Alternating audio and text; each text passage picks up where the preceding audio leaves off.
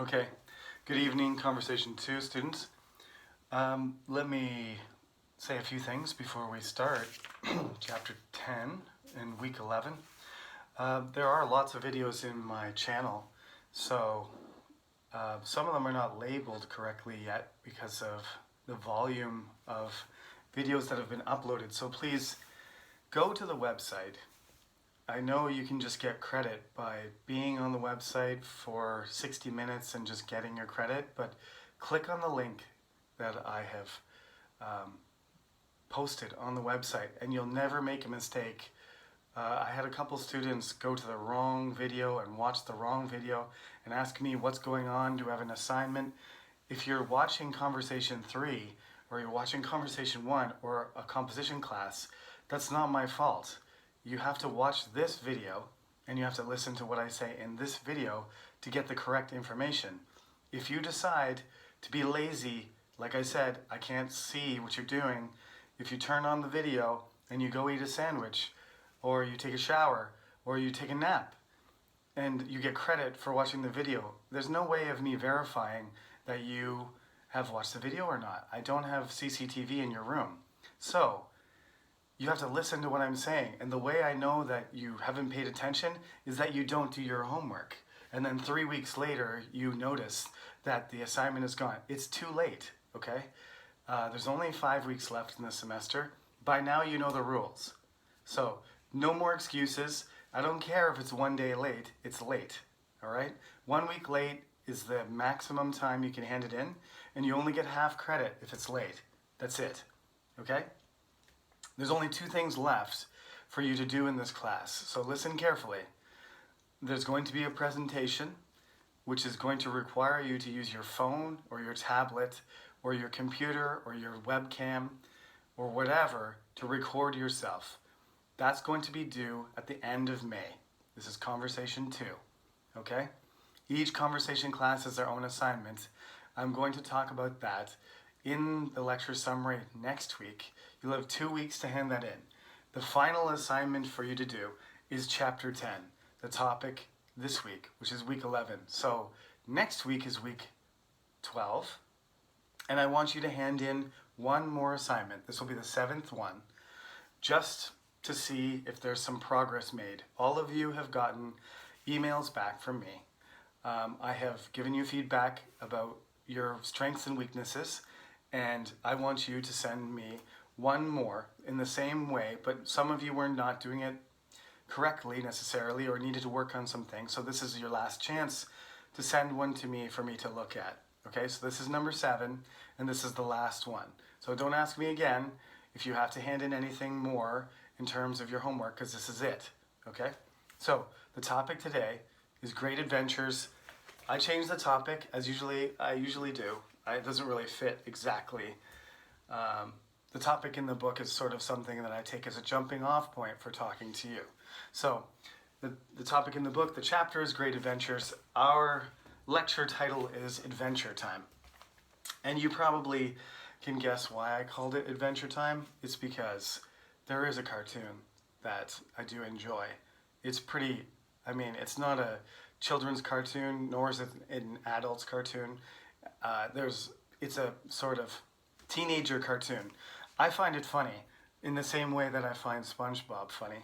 So Adventure Time is the title of a TV show. You may know Finn and Jake, and you may know the Rainicorn, who actually speaks Hangul. I was surprised to realize that, and Bimo and all the other characters. So what I want you to do is describe an adventure, and I'm going to give you an example as I usually do, and I'm going to ask you in the exam, this is question number 11, which there will be probably one more question to be done, but this is the last of the ones from the textbook. So, question number 11 is, tell me about an adventure, okay? Now, as usual, it's quite flexible. You can decide to talk about an adventure that you had yourself, if you wish, but some people are not very adventurous, so that might be difficult. So it might be more comfortable for you to pick an adventure story from a book or from a movie, or maybe somebody else you know had a crazy adventure. So I just want to talk about first um, what constitutes an adventure? What makes something an adventure? Well, the first thing that you need for an adventure is you need a person. It could be just one person or it can be a group, but that person, there is an adjective. There is an adjective, adventurous. So it means a person who's interested in seeking out adventure. Somebody who's looking for adventure. Essentially, you can find adventure anywhere. The second point I have on the board here is location. The location can be in your house. It can be in the jungle. It can be in outer space. It can be under the ocean. It can be on top of a mountain. It doesn't matter. But I mean, certain environments lend themselves to adventure better.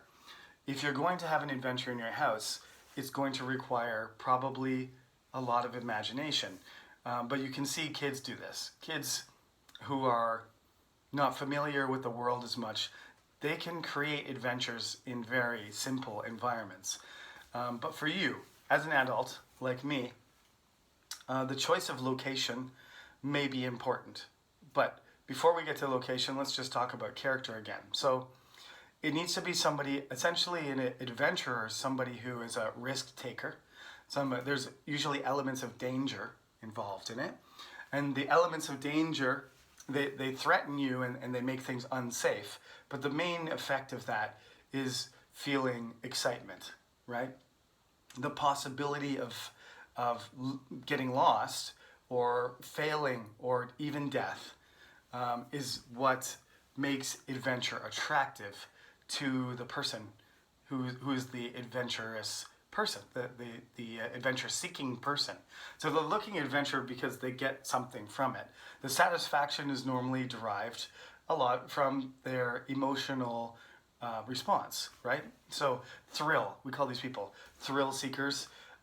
If it's a really short experience, like just a stunt, something really difficult and dangerous, you call that kind of person a daredevil, because they face death, the possibility of death, and they do it for the excitement and for the entertainment and for perhaps for the attention or for the response, perhaps for the money in some cases. But some people just they feel more alive. They feel full of energy, and this is what makes them happy. Everybody has a little bit of that in them, but some people don't as much. Some people think it's more like they think it's more like a death wish, or that it's extremely dangerous and stupid, essentially, for you to go after something that could potentially end your life. But that near-death experience, or that being on the edge of something, is often what these people are going for, and that's part of their character. So curiosity, thrill-seeking, a certain amount of courage, right? Not being afraid of things, whatever it is, snakes, heights, airplanes, guns, aliens, whatever, it doesn't matter. These are the things that drive adventures forward, because they face these things and they try to overcome them, right? So these obstacles are sort of built in. If they're not there, then, I mean, like I said, if there's not something like that for you to challenge yourself and to cause the excitement, then you have to imagine it, or you have to create it. And that's possible too, but I think for most of you, including myself, it's much easier to talk about a personal adventure, or it's easier to talk about, a famous story, one of your favorite heroes or adventurers, or, it could be a fantasy story or a science fiction story, or it could be a real person. In the book, the three people they give you on page 114, it's Marco Polo and David Livingstone and Christopher Columbus, which all three of those are famous European explorers. And there are explorers from every different country who did different things. Some of these, Marco Polo is quite early, and David Livingstone is later, but Christopher Columbus is kind of right smack in the middle of something we call the Age of Exploration. So there's a lot of these European people who I mean, what they're really looking for is Christopher Columbus was looking for China and India, because he was trying to get rich. Some people are exploring during that period because they're on a mission, because they feel like religiously inspired to do it, or they're trying to expand their territory. It's almost sort of maybe a militaristic almost thing, a colonial thing, but in most cases, it's the lure of of being rich and riches, like the gold, the silver, the spices and the silks and the Chinese ceramics and all these other things, all these things that if they brought them back, if they were able to find these special places and connect to them and return, that they would hit the jackpot, and then they would be catapulted from somebody ordinary to somebody influential, wealthy, upper class, and perhaps even in the case of some of these people, make a name for themselves as legendary explorers. So, the location, like I said, the more exotic, the more dangerous, the more remote, the more unfamiliar a location is, the better suited it is to this kind of attitude. Like, I'm going to find something and I'm going to challenge myself, and I don't know what's there, but I'm going to check it out.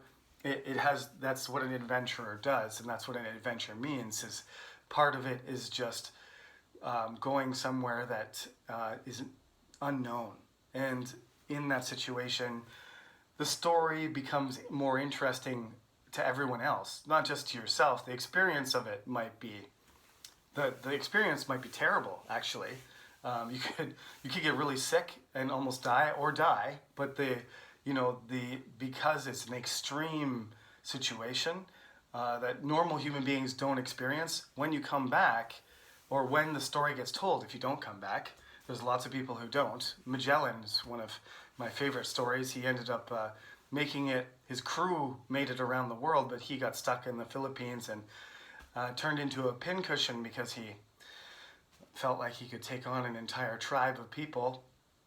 So he never made it, but his name lived on, and he was given credit for the first circumnavigation of the world, despite the fact that he never made it back. So these situations, these locations and situations are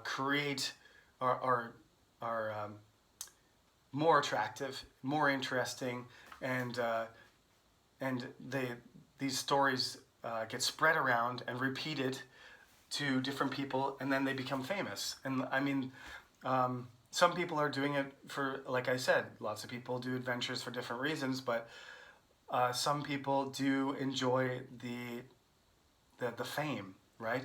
Even if it's not in their lifetime, just the idea that everyone is going to remember them forever is something that can be a motivation for people to be adventurous. Okay, like I have already mentioned, emotion plays a large role in this. If you're cautious and shy and hesitant and conservative and careful, adventures are not going to be very attractive to you. So you have to have this character, and you have to have, you have to want to feel like that. I think like the essential character is sort of a risk taker, sometimes a gambler even, where you would gamble your life or all of your money or something. And somebody who is more, dare I say, stable and more reasonable is probably a good way of describing it, is not going to throw everything they have, all their money, leave their family behind if they have one, risk their life just for this, thrill, this energy that they derive from this action. So you have to have these emotions are what people enjoy experiencing, even if they didn't do it. That's why the story becomes famous, because if the person doesn't have that kind of emotional experience, they kind of experience it through someone else. In English, we call this living vicariously. So a vicarious experience is when you read about Marco Polo, which he did publish about his travels, all these people in Italy and everybody else and everywhere else in Europe eventually read them. And some people were inspired to do the same thing, but some people just enjoyed, well, Marco Polo, look at all the things that he did, and that was crazy, and how did he even survive? And look at all the things. He met Kublai Khan, and he went to China, and he lived there for a while, and he learned all about the Mongolians and the Chinese, and he came back, and that's really awesome, but I don't really want to do that. I just wanted to read about it. I just want to know, I just want to experience it without the risk. That's what part of what living vicariously means, is that you can experience it through somebody else. Okay, and of course, in the book, they also mention when you do your description and choose your adventure. Remember, you're doing one paragraph here. You're going to type it. You write down your student number, your name, your section, conversation 2, Monday, and a title. And then you email it to me with that, please write that in the subject line. And then email me the paragraph. Some people are writing a whole page, and I said, a whole page is probably too long. You can, but just remember, when you do the exam, one page is going to translate into more than 2 minutes, and that's all the time you get. So if you go over 2 minutes too far, I'm going to cut you off, which is going to end up making your answer less complete, because you're not going to have a chance to wrap it up. So try and get your answer, around 2 minutes, 1.5 minutes minimum, and somewhere around 2 minutes is ideal. So this is why I'm just breaking it down to these 4 major points, because maybe this will help you just, keep it more compact, because stories take a while to tell sometimes. So there's a list of equipment there that you would take if you were camping. And camping can definitely be an adventure. I have a lot of choices. I'm going to choose a personal one to tell you right now, and I'll do my best to keep it down to 2 minutes if I can, but I probably won't. I'm not very good at that. And if I was in a real interview with you, I would give you 5 minutes to tell your story, but there's too many students, so you got to keep it short. So, camping. I love camping. I've gone camping with my family since I was a baby. So I grew up camping in Canada. There's one park in particular that will forever be in my heart. It's called Algonquin Park.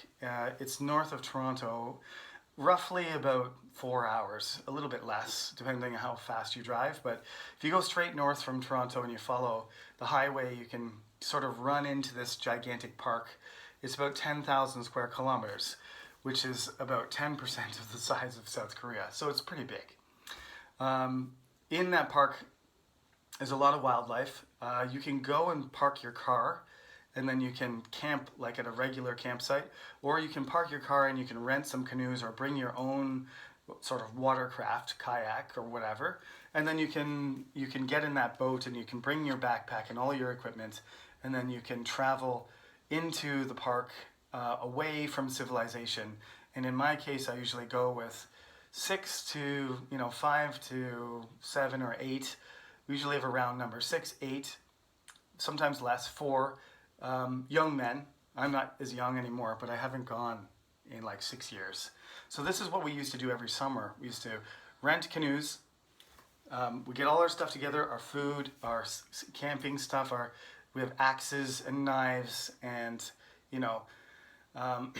fire source, lighters, a compass, though we don't use our compass very much. We have a map, the sleeping bag, tents, all the things we need, clothing, everything, and we pack it into our bags. We throw the bags into the canoes we rent, and then we go about as far as we can go, usually 25, 30 kilometers away from the entry point where we leave our cars. And then we go into the forest for like 5 days, and we stay there and we come back. Right, so in one of these occasions, I've only been camping in the fall in Algonquin once, but the fall is an interesting time because it's cool in Canada. If you go camping in like October, you end up, having to wear warmer stuff, and it's fine during the day, but at night it gets cool. And the water is pretty cold if you go swimming, but we did. But we found this nice little campsite, and we soon discovered that this particular campsite was sort of right near, I guess, a place where a bull moose was.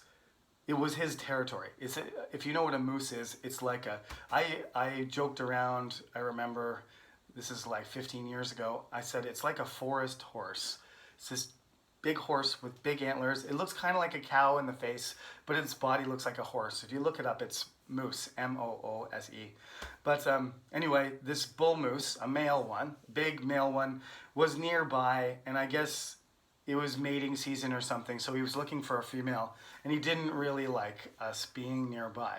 So we kept seeing this moose from far away, and we kept thinking it was a different one, but it turns out it was the same one. And he was a big guy. I'm gonna say he was 500 kilograms, probably, 2.5 meters tall to the head. So he was a big beast. Did I lose my? I think my mic cut out there for some reason. But anyway, so this moose was hanging around, and we thought it was a different one, but then it was clear to us on the third day or so that he was not happy we were there, because he decided to come into our campsite and to stand there. And so I was the only one there. Everybody else was out doing whatever, canoeing, swimming, fishing, chopping wood or something, and I was there. And I had to have standoff with the moose. I didn't want him to trample our stuff, because camping gear is expensive, and there was a bunch of food, and I didn't want him to eat the food. So I had a can of bear mace, and bear mace is a spray that you spray in bears' eyes. It makes them hurt their eyes and run away. So I stood behind a big tree, and I had a standoff with the moose. And probably for 5 minutes, it felt like it was 30 minutes, but probably for 5 minutes I stood behind the tree and was hoping that he wouldn't come forward, and he just stared me down. He was like, I could trample you if I wanted to, little man. And then he turned around and walked back in the woods. And that took about 3 minutes to tell you that story, but that I can remember my heart beating like I was going to, this moose, 500 kilograms of moose is basically just a big pile of muscle. If he wanted to do something to me, there was nothing really I could do. So I just hid behind a big tree and tried to hold my ground, and he got sick of staring at me and just sort of walked away in disgust. So that was my encounter with a moose. He was probably 5 meters away from me, and beautiful creature, but pretty buff and pretty dangerous, and that's how I handled it. So that was my little adventure with the moose. That is really a simple example of talking about an experience. And I have me trying to be brave. I have the location, Algonquin Park. I have the emotion, scared, almost peed my pants. The equipment, the bear mace, and I didn't have an axe in my hand, but I had tents and other equipment I mentioned already. The boats were there and everything. And really, the reason that we kept seeing him is because we were roaming around near our campsite, exploring and looking around at nature. Like, that's part of the point of going camping, is to see the beautiful wildlife and see the beautiful, it was fall, so that leaves were changing colors and everything. So you can do that. You can, if you have something like that, like me, it's just a simple story. If you had a little adventure like that, you can describe it, because it's easy. Use the past tense. Talk about it because it's already happened to you. It's probably pretty comfortable. I didn't write down a script or anything. I just told you it off the cuff. So you can do that too. Or you can look up one of your favorite stories and really briefly describe to me what the adventure is about. It has to be short though. And of course you can choose, anybody you want. Edmund Hillary, the guy who climbed Mount Everest first. You can choose Christopher Columbus or another famous explorer who went across. You can talk about, Neil Armstrong walking on the moon. It's up to you. But make sure that you try and cover, sort of the basic idea of what an adventure is and how it would be exciting or thrilling, or what the purpose is, like exploring or becoming famous or getting rich, something like that. So it's a short little summary of your own personal story or about somebody else. Okay? And that's it. Remember, oh, we're back again. That's interesting. Something's wrong with my PA system. So that's it for tonight. And next week, the textbook is done. So we'll be covering some other topics for the remainder of the class. So please, next Monday, by next Monday, please hand in your 7th and last homework assignment. It's not graded. I hope you're listening. I don't want a flood of emails. I'm not even going to answer them anymore. Just listen to the video lecture. It's not graded. It's the 7th assignment. It's the last one. And after you're done that, you'll have a presentation you have to record. And that's it. Okay? So, have a good night, and I'll talk to you again next Monday.